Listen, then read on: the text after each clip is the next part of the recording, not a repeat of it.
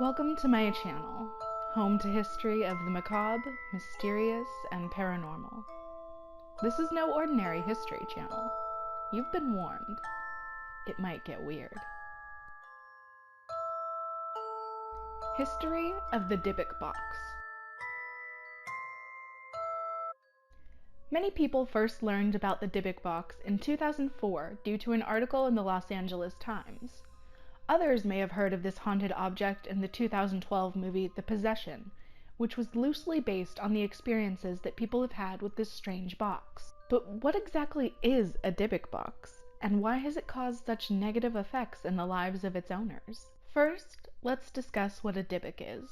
The Dybbuk is a malicious spirit in Jewish religious texts that is said to become attached to and possess the living, either as a form of punishment or to carry out unfinished business. Prior to the legend of the Dybbuk box, it wasn't a very well-known creature, and the belief in Dybbuks is not a mainstream Jewish belief.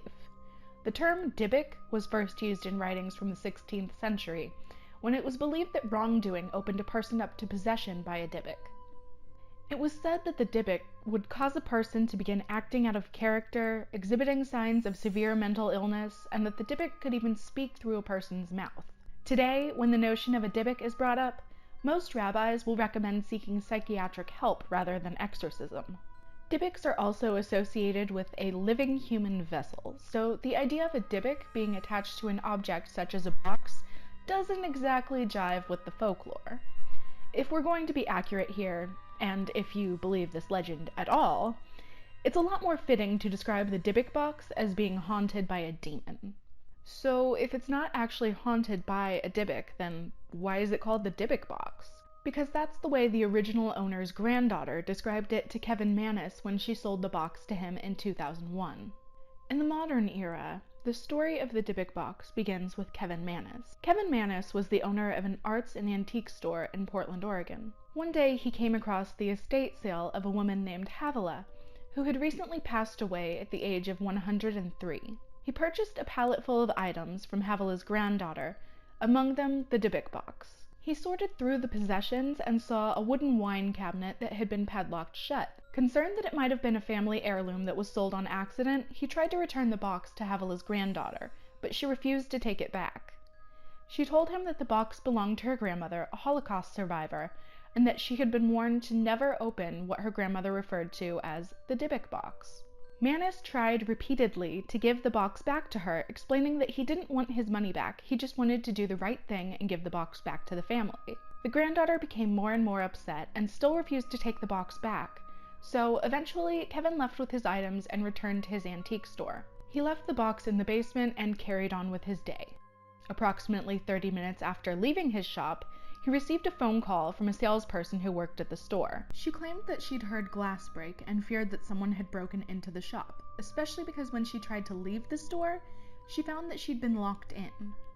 Mannis rushed back to his shop and called the police, who weren't able to find any sign of an intruder. However, down in the basement, they found that every single light bulb had shattered. Because there was only one entrance and exit to the basement, an intruder wouldn't have been able to leave without being seen by Mannis or the shopkeeper, and every single door and window was still locked. The shopkeeper quit that day and refused to come back to the store or to even speak about the incident. While this was an odd occurrence, Kevin didn't think it was paranormal at the time. He'd soon be plagued by a number of odd occurrences that would ultimately lead back to the box. Curious about the new addition to his store, Mannis opened the box to find 2 pennies from the 1920s, 2 locks of hair, one dark, one light, bound with string, a stone sculpture engraved with the Hebrew word for life, shalom, a candlestick, a gold wine goblet, and dried rosebuds. The objects didn't seem to serve any sort of purpose or theme, so Mannis believed them to be keepsakes that must have held some sort of sentimental value for Havilah. After he opened the box, he began to experience strange smells in his shop, which he described as walls of scent that would be overwhelming in some parts of the basement and completely non-existent in others. His family would also experience these scents, some describing it as the scent of jasmine flowers, while others smelled cat urine, despite no cats having ever been present. He also began to experience electronic malfunctions, a heavy feeling, injuries, unexplainable health problems, and nightmares, all of which he would later attribute to the box. At this time, however, he still didn't believe the box was anything but an antique wine cabinet. After examining the box in greater detail, he decided it would make a nice gift for his mother. He polished the box and gave it to his mother for her birthday, and moments later, she had a stroke. It could have been a coincidence, but after learning that his mother had felt an unexplained cold breeze just before she had her stroke, Mannis now believes that the incident was related to the box. After the stroke, she lost the ability to speak and had to spell out words on a board until she was able to regain her speech. One of the first things she spelled out to Kevin was, "hate gift." And so he took the box back, promising to get her whatever she wanted if she would just get well soon. Kevin had no use for the box himself, so he tried giving it away to other family members, each of whom returned it after a few days, complaining of strange smells or that the doors of the cabinet wouldn't stay shut. And remember, at this time, he really didn't think the box was anything paranormal, so he wasn't giving this box to his relatives with any sort of malicious intent. He just believed it to be an ordinary antique. He couldn't seem to get rid of this box, but it wasn't until he began discussing a reoccurring dream he'd been having that he started to connect all of these strange events to the box. In the dream, he explained to his family, he would be walking with someone he knew and trusted, only to see them morph into a hag that would attack him. He would awake with bruises in the spots where she had struck him. His other family members confirmed to him that they had all had the same dream, and only when they'd been in possession of the Dybbuk Box. Everyone described the hag the same way, and the dreams stopped after they got rid of the box. Mannis realized that the long list of misfortunes and odd events that had happened in his life had all begun when he'd purchased the Dybbuk Box. Since he'd been unable to give it away, he listed it for sale on eBay in 2003, explaining the odd circumstances around the box in hopes that the box would be purchased by someone who had more experience with the paranormal than he did. The box was purchased by a college student named Józef Dybbuk in June 2003. Not much is known about his experiences with the box, only what he told to the next owner, Jason Haxton, when he sold the box to him in February 2004. Dybbuk reportedly suffered from health problems, bug infestations, broken light bulbs, and odd smells. One of Dybbuk's roommates was a student of Haxton's, and when the student mentioned the box to him, Haxton became intrigued. Haxton, the director of the Museum of Osteopathic Medicine at Andrew Taylor Still University in Kirksville, Missouri, wasn't a believer in the box, but he was intrigued enough by the story to purchase the box for $280. For Haxton, the box was a mystery to solve. Despite his lack of belief in the paranormal aspects of the box, Haxton began to experience strange medical problems right after he purchased the box. Haxton developed hives and welts all over his body, and he began coughing up blood. Looking for a reasonable explanation for his symptoms, Haxton tested the box for heavy metals and biohazards, but every single test came back negative.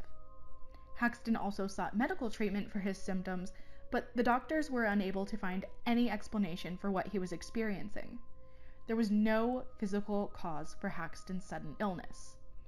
Was his mind playing tricks on him because he expected the box to make him sick after hearing about the previous owner's experiences, or was there something paranormal attached to the box? Curious about both the box and his health problems, Jason got in contact with Kevin Mannis. Haxton's interest in the box reignited Kevin's curiosity, so he went back to the woman he had purchased the box from and asked if there was anything more that she could tell him about it. He spoke with her for several hours and learned that Havela's cousin was still alive and that she might know more about the box. He was able to contact her and learned that she and Havela had conducted several seances when they lived in Poland prior to World War II. Spiritualism was very popular in the Western world during this time period, so it wasn't uncommon at all for people to be involved in seances as a form of recreation. Havela's cousin, Sophie, told Kevin that they had used a pendulum and a spirit board drawn on cloth to communicate with spirits. There was one spirit in particular that interacted with them repeatedly, and after a short time, the spirit asked the women to bring it over into our world. They were apprehensive about doing what the spirit requested, but agreed to it anyway, thinking they would be safe if they trapped the spirit in a box. On November 10, 1938, Havela and Sophie conducted the seance that brought the entity into our world, but they were unable to trap the spirit. Not long afterward, Havela and her family were sent to a concentration camp where most of her family died. and the original box was lost. Eventually, Havala managed to escape to Spain, and together with Sophie, she bound the spirit to the box that we now think of as the Dybbuk Box. According to Sophie, there are also 2 other boxes associated with this same event that the spirit is somehow attached to. One is in the possession of Kevin Mannis, and the whereabouts of the 3rd box are not publicly known.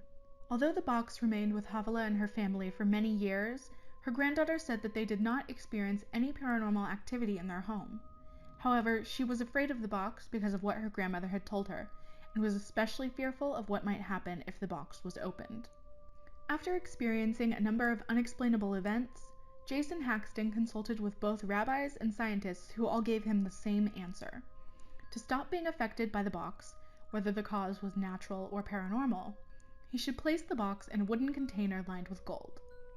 He did as he was instructed, then buried the box in a military-grade, shock-proof container, where it remained for several years.